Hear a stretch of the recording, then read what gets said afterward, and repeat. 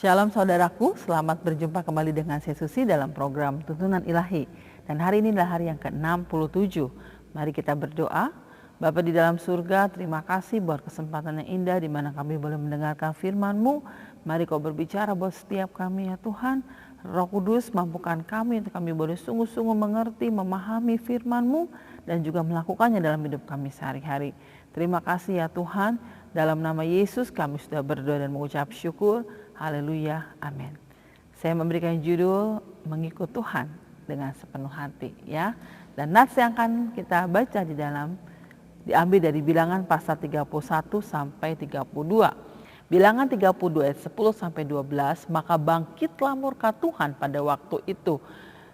Dan ia bersumpah bahwasanya orang-orang yang telah berjalan dari Mesir yang berusia 20 tahun ke atas tidak akan melihat negeri yang akan kujanjikan, dengan bersumpah kepada Abraham, Ishak dan Yakub, karena mereka tidak mengikuti aku dengan sepenuh hati, kecuali Kaleb bin Yefune orang Kehas itu dan Yosua bin Nun, karena sebab keduanya mengikuti Tuhan dengan sepenuh hati. Saudaraku, apa yang disebut mengikuti Tuhan dengan sepenuh hati? Mengikuti Tuhan dengan sepenuh hati adalah bagaimana ketika kita mengikut Tuhan, hati kita sungguh-sungguh terpaut kepada Tuhan. Bagaimana kita menjadikan Yesus sebagai yang terutama segalanya dalam hidup kita. Kita menjadikan Tuhan sebagai pusat dan fokus di dalam hidup kita. Mengikuti Tuhan dengan sepenuh hati berbicara mengenai hati yang penuh dengan kepercayaan kepada Tuhan. Tidak ada keraguan, tidak ada kebimbangan. Dan Yosua dan Kaleb, mereka adalah bagian dari ke-12 pengintai yang disuruh untuk mengamat-ngamati tanah perjanjian.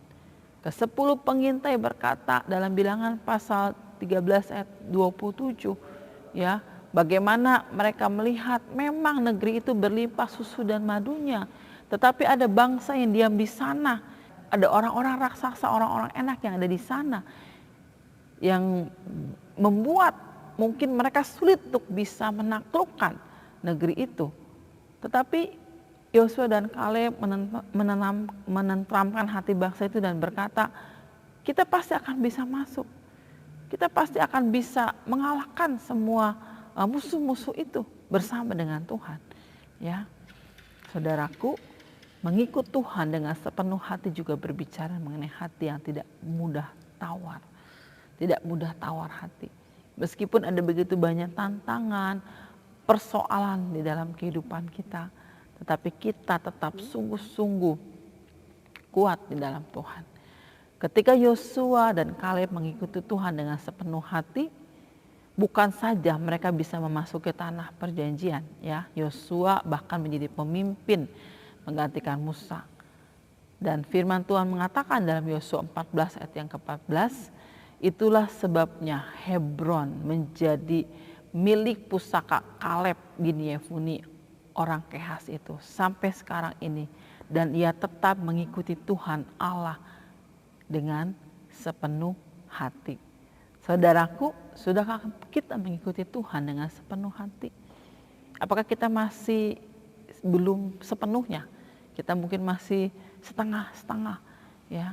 Tuhan mau kita boleh sungguh-sungguh tidak ada lagi kebimbangan, tidak ada lagi keraguan. Kita mengikuti Tuhan dengan sepenuh hati, sehingga kita bisa sungguh-sungguh menerima penggenapan janji Tuhan dalam hidup kita, ya. Oke saudaraku, nats yang akan kita baca besok diambil dari Bilangan pasal 33 sampai 34. Tuhan Yesus memberkati kita semua. Shalom.